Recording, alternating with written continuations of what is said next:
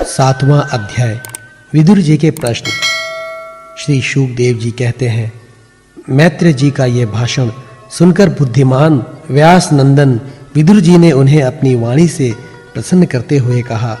विदुर जी ने पूछा, ब्राह्मण, भगवान तो शुद्ध बोध स्वरूप निर्विकार और निर्गुण है, उनके साथ लीला से भी गुण और क्रिया का संबंध कैसे हो सकता है?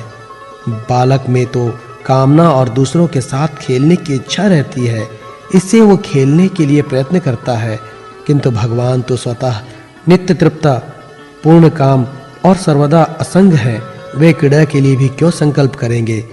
भगवान ने अपनी गुणमयी माया से जगत की रचना की है, उसी से वे इसका पालन करते हैं और फिर उसी से संहार भी करेंगे। जिनके ज्ञान का देश, काल अथवा अवस्था से अपने आप या किसी दूसरे निमित्त से भी कभी लोप नहीं होता, उनका माया के साथ किस प्रकार का संयोग हो सकता है? एकमात्र ये भगवान ही समस्त क्षेत्रों में उनके साक्षी रूप से स्थित हैं। फिर उन्हें दुर्भाग्य या किसी प्रकार के कर्म जनित क्लेश की प्राप्ति कैसे हो सकती है? भगवान, इस अज्ञान संकट में पड़कर मेरा मन बड़ा खिन्न हो रहा है। आप मेरे मन के इस महान मोह को कृपा करके दूर कीजिए। श्री शुकदेव जी कहते हैं, तत्व जिज्ञासु विदुर जी की ये प्रेरणा पाकर अहंकार रहित श्री मैत्रेय जी ने भगवान का स्मरण करते हुए मुस्कुराते हुए कहा।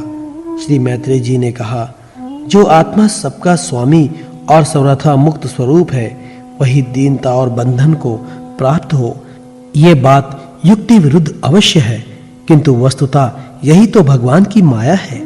जिस प्रकार स्वप्न देखने वाले पुरुष को अपना सिर कटना आदि व्यापार न होने पर भी अज्ञान के कारण सत्यवत भासते हैं, उसी प्रकार इस जीव को बंधनादि न होते हुए भी अज्ञानवश भास रहे हैं।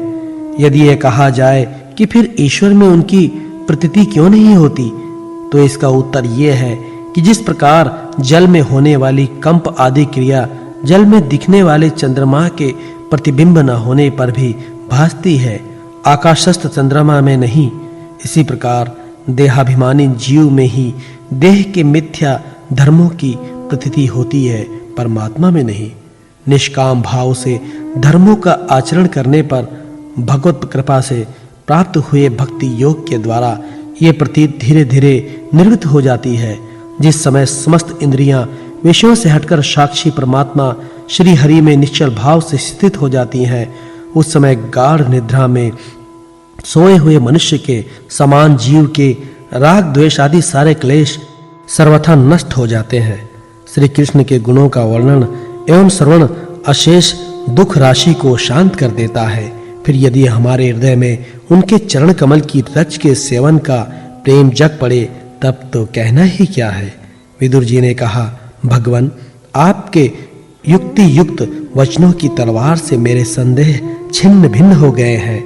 अब मेरा चित्त भगवान की स्वतंत्रता और जीव की प्रतंत्रता दोनों ही विषयों में खूब प्रवेश कर रहा है। विद्वान, आपने ये बहुत ठीक कहा कि जीव को जो क्लेश आदि की प्रतीत हो रही है, उसका आधार केवल भगवान की माया ही है। वह क्लेश मिथ्या एवं निर्मूल ही है, क्योंकि उस विश्व का मूल कारण ही माया के अतिरिक्त और कुछ नहीं है।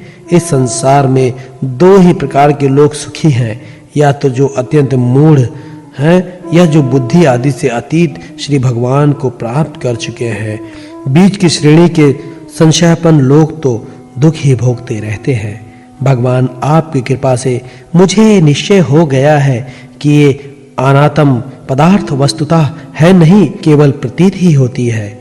अब मैं आपके चरणों की सेवा के प्रभाव से उस प्रतीत को भी हटा दूंगा।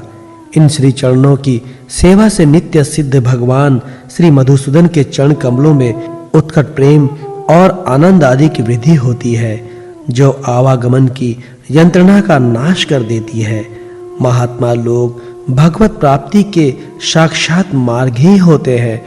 उनके यहाँ सर्वदा देवादेव श्री हरि के गुणों का ज्ञान होता रहता है। अल्प पुण्य पुरुष को उनकी सेवा का अवसर मिलना अत्यंत कठिन है। भगवान, आपने कहा कि सृष्टि के प्रारंभ में भगवान क्रमशः महादादि तत्व और उनके विकारों को रचकर फिर उनके अंशों से विराट को उत्पन्न किया और उसके पश्चात वे स्वयं उसमें प्रविष्ट हो गए। उन विराट के हजारों पैर, जांघें और बाहें हैं। उन्हीं को वेद आदि पुरुष कहते हैं। उन्हीं में से सब लोग विस्तृत रूप से स्थित हैं। उन्हीं में इंद्रिय, विषय और इंद्रियाभिमानी देवताओं के सहित 10 प्रकार के प्राणियों का, जो इंद्रिय बल, मनोबल और शारीरिक बल रूप से 3 प्रकार के हैं, आपने वर्णन किया है। और उन्हीं से ब्राह्मण आदि वर्ण भी उत्पन्न हुए हैं। आप मुझे उनकी ब्रह्मादि विभूतियों का वर्णन सुनाइए, जिनसे पुत्र, पौत्र, नाती और कुटुंबियों के सहित तरह-तरह की प्रजा उत्पन्न हुई और उससे ये सारा ब्रह्मांड भर गया। वो विराट ब्रह्मादि प्रजापतियों पर भी प्रभु है। उसने किन-किन प्रजापतियों को उत्पन्न किया है तथा सर्ग, अनुसर्ग और मनमंत्रों के अधिपति मनुओं की भी किसी क्रम से रचना की है। मैत्रेय जी उन मनुओं के वंश और वंशाधर राजाओं के चरित्रों का पृथ्वी के ऊपर और नीचे लोकों तथा भूलोकों के विस्तार और स्थिति का भी वर्णन कीजिए तथा ये भी बताइए कि तिर्यक, मनुष्य, देवता, रसिसर्प और पक्षी तथा जरायुज, स्वदेज, अंडज और अधिज ये 4 प्रकार के प्राणी किस प्रकार उत्पन्न हुए। श्री हरि ने सृष्टि करते समय जगत की उत्पत्ति, स्थिति और संहार के लिए अपने गुणावतार ब्रह्मा, विष्णु और महादेव स्वरूप जो कल्याणकारी लीलाएं की, उनका भी वर्णन कीजिए। वेश, आचरण और स्वभाव के अनुसार वर्ण श्रम का विभाग, ऋषियों के जन्म कर्मादि, वेदों का विभाग, यज्ञों का विस्तार, योग का मार्ग, ज्ञान मार्ग और उसका साधन संख्या मार्ग तथा भगवान के कहे हुए नारद पंचरत्न आदि तंत्र शास्त्र, विभिन्न पखंड मार्गों की प्रचार से होने वाली विषमता, नीच वर्ण के पुरुषों से उच्च वर्ण की स्त्री में होने वाली संतानों के प्रकार तथा भिन्न भिन्न गुण और कर्मों के कारण जीव की जैसी और जितनी गतियां होती हैं, वे सब हमें सुनाइए। ब्राह्मण धर्म, अर्थ, काम और मोक्ष की प्राप्ति के परस्पर अविरोध साधनों का, वाणिज्य, दंड नीति और शस्त्र श्रवण की विधियों का, श्राद्ध की विधि का, पितृगणों की सृष्टि का तथा काल चक्र में ग्रह, नक्षत्र और तारागण की स्थिति का भी अलग-अलग वर्णन कीजिए। दान, तप तथा इष्ट और पूर्त कर्मों का क्या फल है। प्रवास और आपत्ति के समय मनुष्य का क्या धर्म होता है। निष्पाप मैत्रेय जी, धर्म के मूल कारण श्री जनार्दन भगवान किस आचरण से संतुष्ट होते हैं और किन पर अनुग्रह करते हैं, ये वर्णन कीजिए।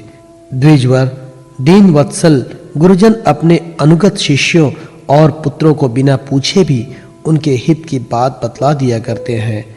भगवान, उन महादादि तत्वों का प्रलय कितने प्रकार का है तथा जब भगवान योग निद्रा में शयन करते हैं तब उनमें से कौन-कौन तत्व उनकी सेवा करते हैं और कौन उनमें लीन हो जाते हैं। जीव का तत्व परमेश्वर का स्वरूप, उपनिषद प्रतिपादित ज्ञान तथा गुरु और शिष्य का पारस्परिक प्रयोजन क्या है। पवित्र आत्मन विद्वानों ने उस ज्ञान की प्राप्ति के क्या-क्या उपाय बतलाए हैं, क्योंकि मनुष्यों को ज्ञान, भक्ति अथवा वैराग्य की प्राप्ति अपने आप तो नहीं हो सकती। ब्राह्मण, माया मोह के कारण मेरी विचार दृष्टि नष्ट हो गई है। मैं अज्ञ हूँ, आप मेरे परम सुहृदय हैं। अतः श्री हरि लीला का ज्ञान प्राप्त करने की इच्छा से मैंने जो प्रश्न किए हैं उनका उत्तर मुझे दीजिए। पुण्यमय मैत्रेय जी, भगवत तत्व के उपदेश द्वारा जीव को जन्म मृत्यु से छुड़ाकर उसे अभय देने में जो पुण्य होता है, समस्त वेदों के अध्ययन, यज्ञ, तपस्या और दान आदि से होने वाला पुण्य उस पुण्य के 16वें अंश के बराबर भी नहीं हो सकता। श्री शुकदेव जी ने कहा, राजन, जब कुरुश्रेष्ठ विदुर जी ने मुनिवर मैत्रेय जी से इस प्रकार पुराण विषय का प्रश्न किया, तब भगवत चर्चा के लिए प्रेरित किए जाने के कारण वे बड़े प्रसन्न हुए और मुस्कुराकर उनसे कहने लगे,